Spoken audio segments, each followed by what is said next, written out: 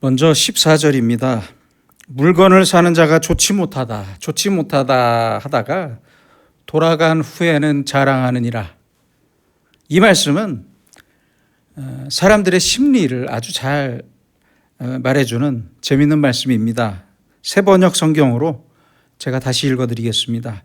물건을 고를 때는 나쁘다 하지만 사간 다음에는 잘 샀다고 자랑한다. 여러분은 물건을 사실 때 파는 사람에게 이 물건 참 좋습니다. 이렇게 좋은 물건을 살 수 있어서 고맙습니다. 이렇게 말하면서 물건을 사십니까? 아니면 이 물건은 영 별로네요. 어디가 어떻고 어디가 어떻고 저떻고 이래서 별로고 저래서 별로네요 하면서 없는 트집을 잡아서 기어코 물건값을 깎아서 사오진 않으십니까? 그렇게 사와서는 좋은 물건 싸게 사왔다고 자랑합니다. 좋아합니다. 물건값을 얼마를 깎았다고 자랑합니다. 이러면 결국 그 마음에는 진실이 없고 거짓만 남았다는 말씀입니다. 물건 살 때는 거짓말까지 하면서 어떻게든 트집을 잡아요. 하지만 사실 마음속으로는 좋은 물건이라고 생각하고 있기 때문에 그래서 나쁜 마음이라는 말씀이에요. 왜 이러는 겁니까? 이게 전부 이기주의입니다. 너무 자기중심적이에요. 물건을 파는 사람의 입장은 전혀 생각도 하지 않고 거짓말하면서 싸게 살 궁리만 하고 있거든요. 게다가 손님이 없어 하루 종일 손님을 기다리는 그 상인의 입장에서는 이런 손님이 얼마나 어렵겠습니까? 짜증나죠. 그런 가게 주인에게 거짓말을 하면서 물건이 나쁘다고 하고 깎아달라고 하면 자신의 마음을 속이는 것이고 이득만 생각하는 아주 나쁜 마음입니다. 그러므로 우리는 모든 일에 진실해야 하고 말도 마음도 진실하고 순수해야 합니다. 좋은 물건을 좋다고 말하면서 사면 사는 사람이나 파는 사람이나 모두가 기분이 좋습니다. 행복하잖아요. 그런데 좋은 물건인 줄 뻔히 알면서도 그 마음엔 딴 생각이 있어요. 나쁘다고 하면서 억지로 값을 깎아서 사고 돌아가서는 싸게 잘 샀다고 자랑하면 되겠습니까? 안 됩니다. 그러니까 돈을 주고 사고 파는 것보다 훨씬 더 중요한 것은 바로 인간 관계입니다. 모르는 사람이더라도 그 인간 관계가 중요한 것입니다. 서로 주고받는 그 말 한마디가 얼마나 중요한 것입니까?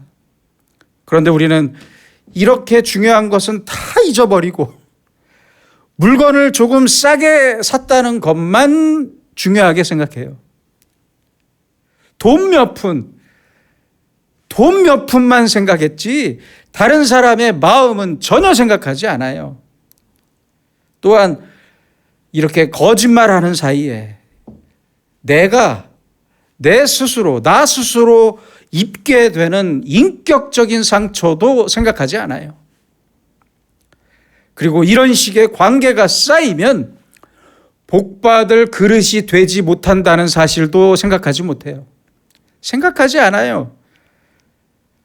여러분, 우리가 그리스도인이라면 주변 사람들이 나로 인해서 좋은 마음을 가지게 돼야 내가 복을 받을 수 있는 것 아니겠습니까? 그렇잖아요.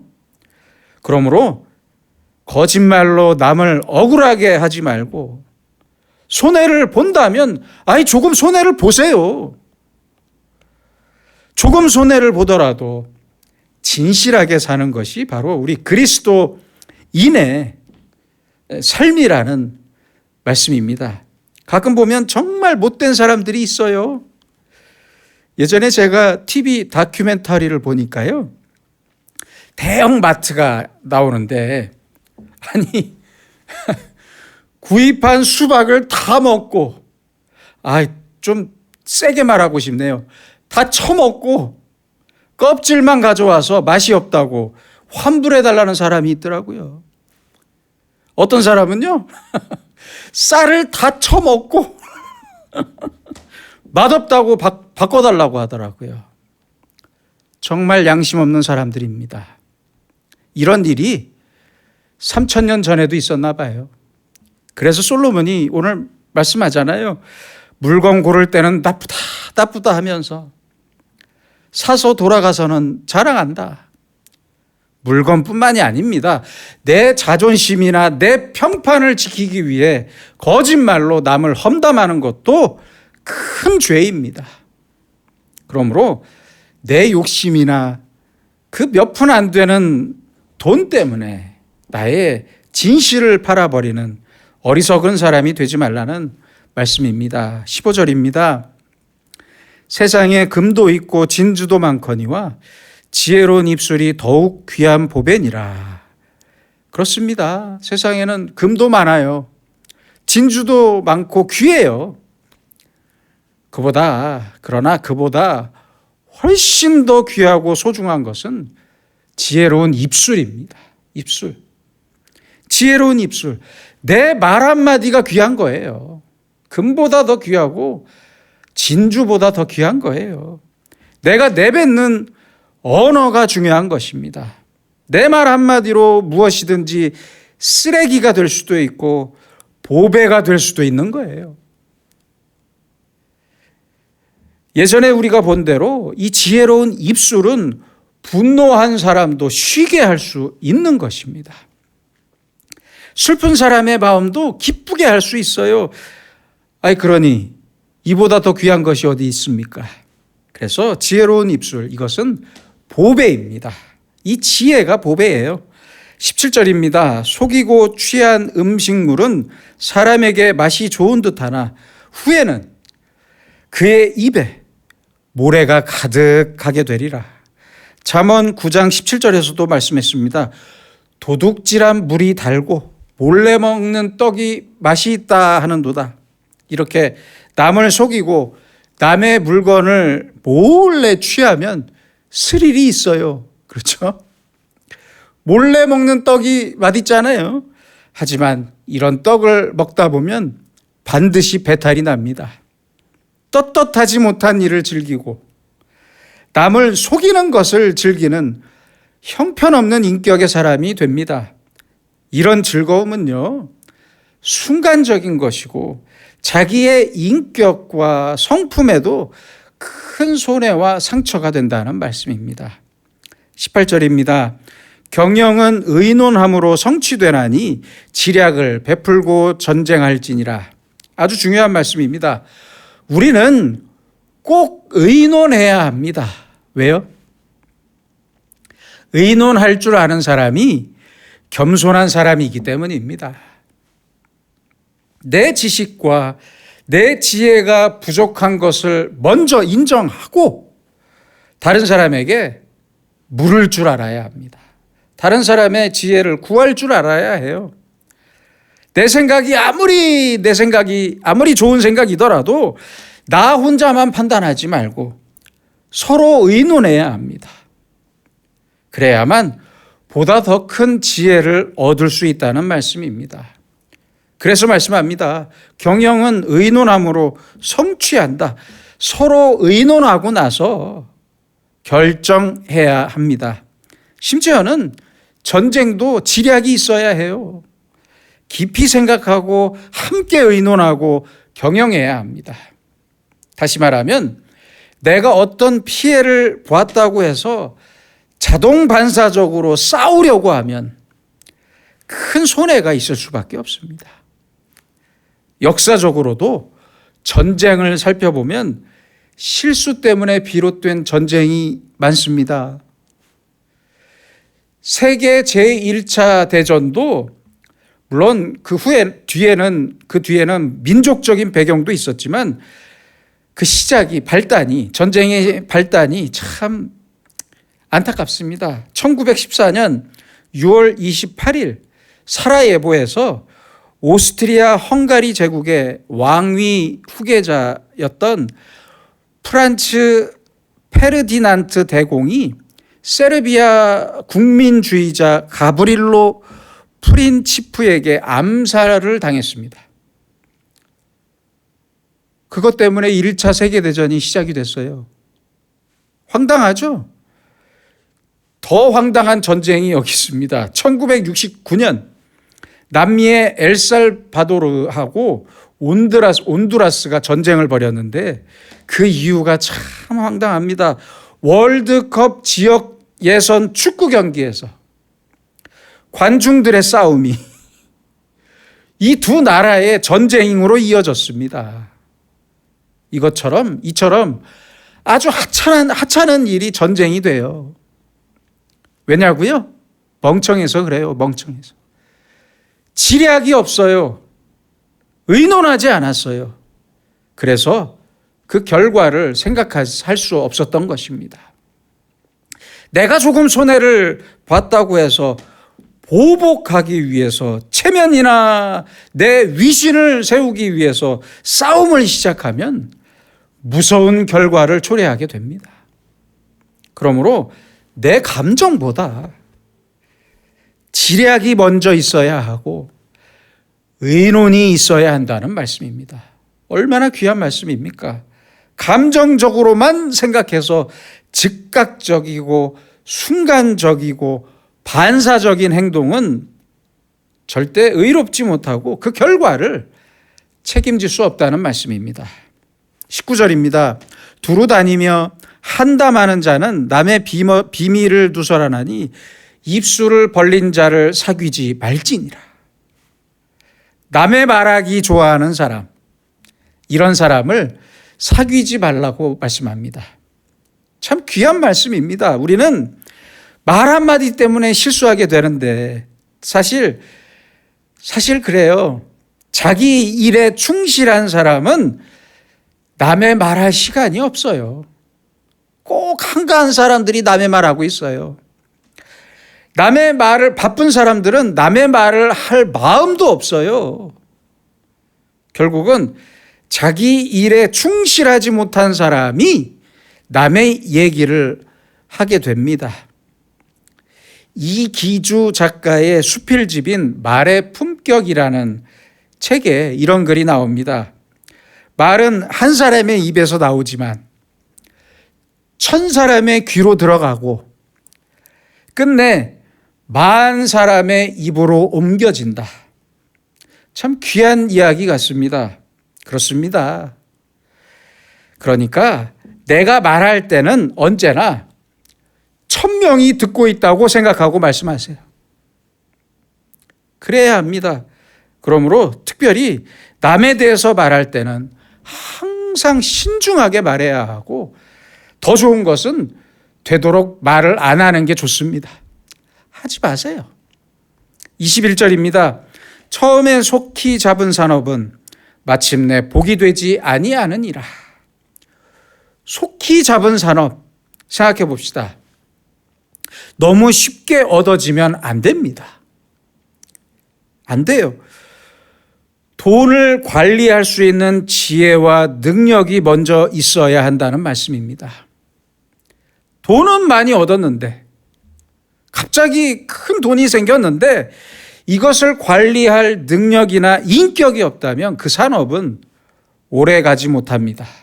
절대 오래 가지 못해요. 주변을 보세요. 벼락부자나 졸부처럼 급하게 부자가 된 사람들이 있잖아요. 있어요. 부동산으로 갑자기 큰 돈을 번 사람들은 그 끝이 어떨 것 같습니까? 대부분 그 자식들까지 비참해지더라고요. 다 그래요. 다. 그러니까 조금씩이라도 땀 흘려서 번 돈만 내 돈으로 생각하세요. 도박해서 번 돈도 전혀 좋은 것이 아닙니다. 그 돈으로 또 도박해요. 결국에는 다 잃어버려요. 복권도 마찬가지입니다. 그러므로 우리는 땀을 흘려야 합니다. 한 땀 한 땀 내가 수고해서 번 돈, 그것만 내 것입니다. 횡재해서 갑자기 생긴 돈은 절대 이롭지 않습니다. 또한 갑자기 주어진 성공도 내 미래를 망치게 됩니다. 언제든지 산업은 내 인격과 내 능력이 함께 있어야 하고 나에게 그것을 관리할 수 있는 관리 능력이 있을 때 그것이 비로소 내 것이 될 수 있다는 말씀입니다. 마지막 22절입니다. 너는 악을 갚겠다 말하지 말고 여호와를 기다리라. 그가 너를 구원하시리라. 너무 귀한 말씀입니다. 악을 갚겠다를 한번 이렇게 생각해 봅시다. 악을 내가 갚겠다. 악을 내 방법으로 갚겠다. 또는 악을 지금 갚겠다. 이렇게 말하지 마세요. 생각도 하지 마세요. 다시 말하면 어떤 방법이든지 악을 악으로 갚으면 그것은 또 하나의 악이 될 수밖에 없습니다. 가끔 보면 어떤 사람들은 저 사람 버릇 고쳐주겠다고 벼르다가 찾아가서 고쳐주겠다고 말을 시작하다가 결국은 싸우고 오더라고요. 자기가 더 나빠져요. 자기가 결과적으로 자기에게 큰 손해가 오더라고요.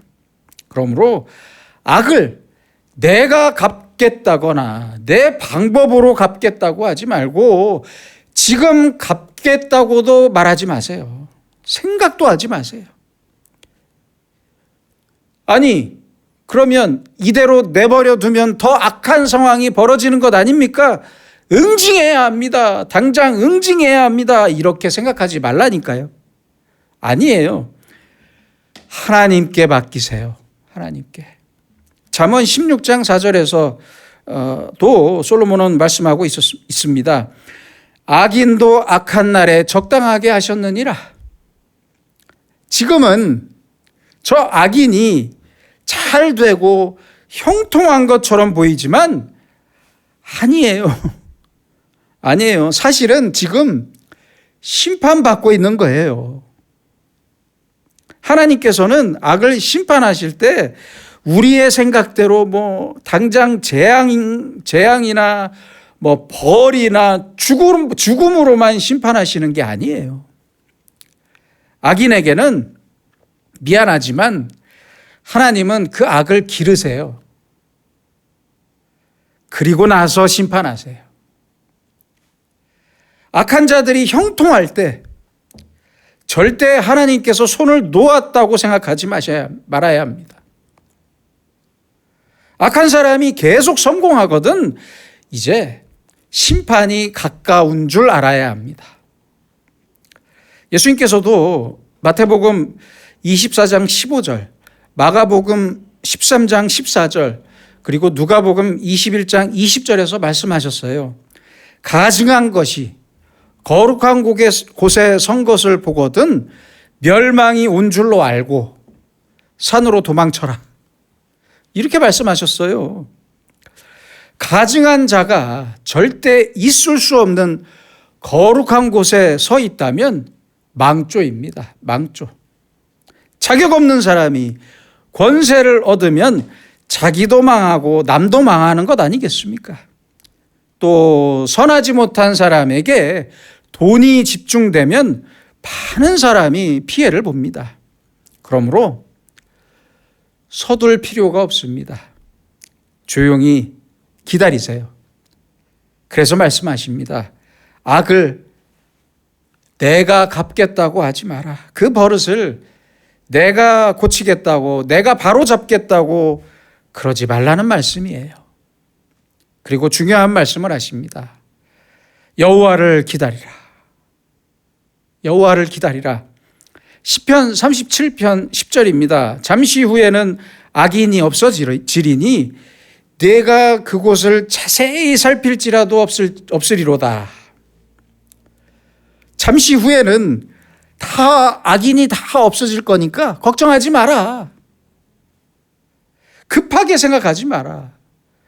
그러니까 악인에 대해서 내가 당장 심판하겠다고 하지 마세요. 부탁입니다. 좀 더 솔직하게 생각하면 사실은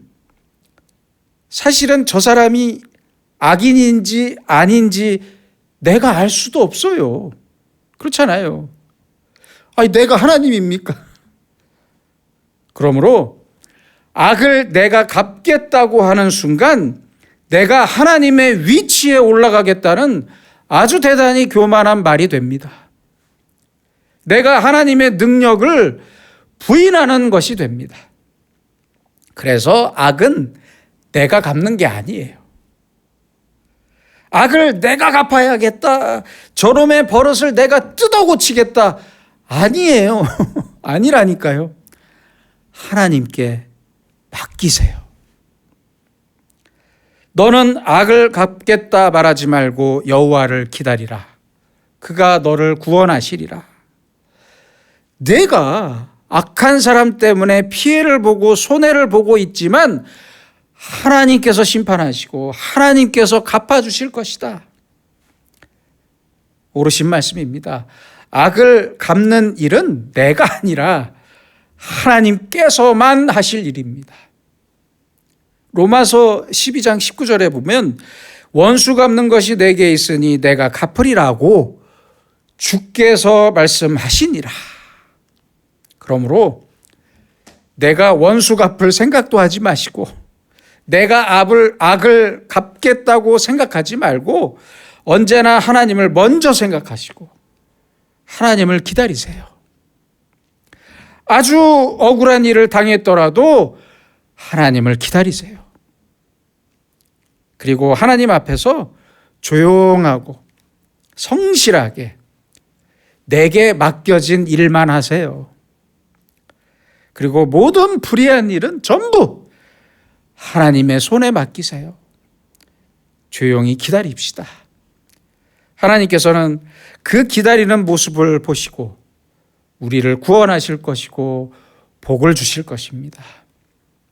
성경에 보면 이런 이야기가 많이 있어요. 악한 자가 사람을 괴롭혀요. 그럴 때 참고 인내하는 모습을 보시고 오히려 하나님께서는 그 참는 자에게 복을 주셨습니다.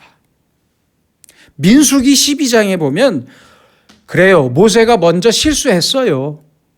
그런데 그 누나인 미리암이 비난을 시작합니다. 그런데요, 너무 지나치게 비난했어요. 하나님께서는 누구의 편을 드셨습니까? 모세의 편을 드셨습니다. 결과적으로 끝까지 참았던 모세의 온유함이 하나님께 대한 충성이 되었습니다. 이방 여자를 첩으로 삼은 일을 잘했다는 게 아니에요. 잘못했어요. 하지만 모세는 끝까지 자기를 참고 인내하고 자신을 비난하는 사람에게 화살을 돌리지 않고 끝까지 온유했습니다. 큰 비난과 비방과 욕을 당하면서 조용했습니다. 온유하게 잘 참았어요. 결국 하나님께서는 모세를 비방하는 사람을 치시고 모세의 편을 드셨습니다. 이 사실을 잊지 말고 살아야 합니다. 아주 유명한 신학자였으며 34년 동안 미국의 프린스턴 신학교 교수로 있었던 벤자민 워필드 박사는 아무도 모르는 39년간의 처절한 인내가 있었습니다. 그가 25살이었던 1876년 프린스턴 신학교를 졸업하고 애니라는 여성과 결혼해서 배를 타고 대서양을 건너 독일로 신혼여행을 떠났습니다. 그런데 이게 웬일입니까?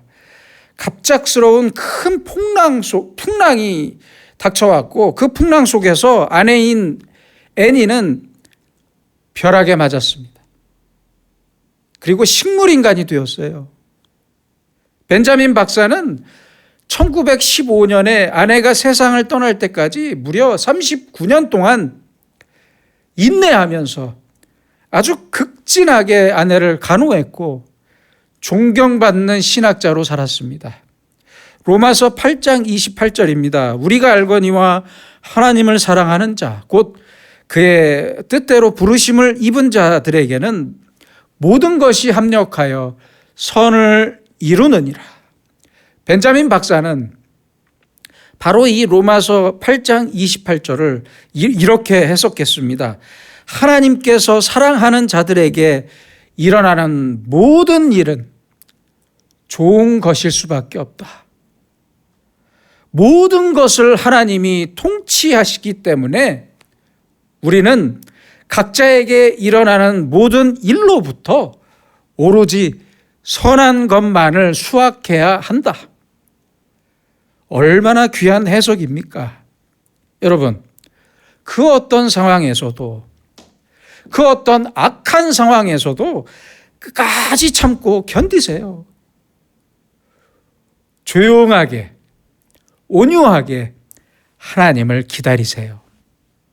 하나님의 온유하심을 내가 인정하면서 나도 온유한 사람이 되어 하나님을 기다릴 때 하나님께서는 우리에게 반드시 크신 은혜를 베푸시고 모든 것을 합력하여 선을 이루어 주실 것입니다.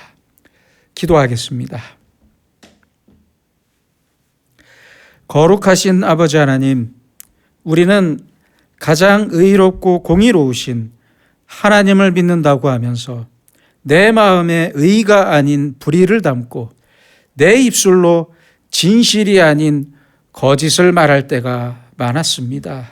부끄러운 우리를 불쌍히 여기시고 이제부터는 돈 몇 푼에 진실을 파는 어리석음을 버리게 하옵소서. 더불어 우리의 입술에 언제나 지혜가 머물게 하옵소서. 또한 우리로 독선적인 사람이 되지 않게 하셔서 항상 남들과 함께 고민하고 의논하면서 큰 지혜를 얻도록 도와주시옵소서. 그 지혜로서 남의 말을 하지 않게 하시고 빠른 성공과 돈을 구하지 않게 하시고 악한 일과 악인을 보면서 내가 내 방법으로 바로 지금 그 악을 갚겠다면서 급하게 서두르는 어리석은 자가 되지 않게 하옵소서. 오직 하나님의 방법과 하나님의 때를 조용히 기다리면서 모든 일을 합력하여 선을 이루시는 주님의 크신 능력을 믿고 사는 지혜롭고 온유한 자로 살게 하여 주시옵소서. 예수님의 이름으로 기도드립니다. 아멘.